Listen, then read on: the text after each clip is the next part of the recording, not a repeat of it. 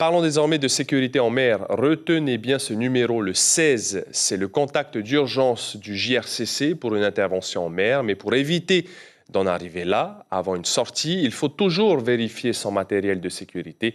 Les gendarmes étaient sur l'eau aujourd'hui pour le rappeler. Mélissa Chong et Patrick Tsing Tsing les ont suivis. Elles sont périmées.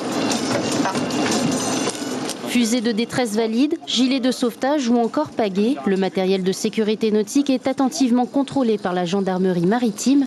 Michael n'a pas son matériel à jour. Les gendarmes profitent de l'occasion pour lui rappeler quelques règles sur l'eau.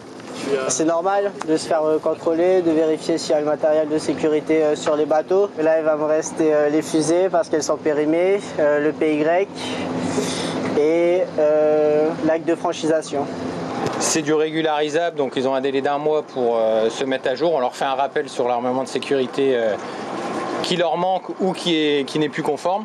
Et les gens se mettent à jour, nous envoient tout ça. Et si c'est bon, la procédure est classée. Cette campagne de prévention est nationale. Objectif, limiter les dangers en mer. Pour ce professionnel de la location de bateaux, pas de négociation. Si sa checklist sécurité est incomplète, son bateau reste à quai. On ne peut pas passer à côté. C'est vraiment une partie de la préparation du bateau. C'est à chaque fois qu'on monte, tous les matins, vérifier le matériel de sécurité, s'il est tout complet, s'il est en bon état de fonctionnement, s'il est accessible. Et puis vérifier tout l'appareillage aussi électronique qu'on a à bord. En plus des bateaux, les scooters des mers sont aussi contrôlés et informés des risques. Ces engins sont plus puissants qu'on ne le pense. J'étais un peu trop vite aussi dans la rade de papeterie. C'est 5 nœuds normalement. Bon, j'étais un peu trop vite aujourd'hui. En cas de problème en mer, le numéro unique du JRCC est le 16, un numéro bien connu des pêcheurs professionnels. Si jamais il y a un souci, on peut se communiquer par VHF. S'il n'y a pas de réseau téléphonique, c'est la base d'une radio balise.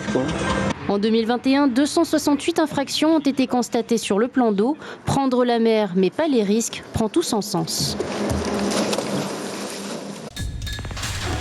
L'information en continu sur Polynésie la première, Internet et réseaux sociaux.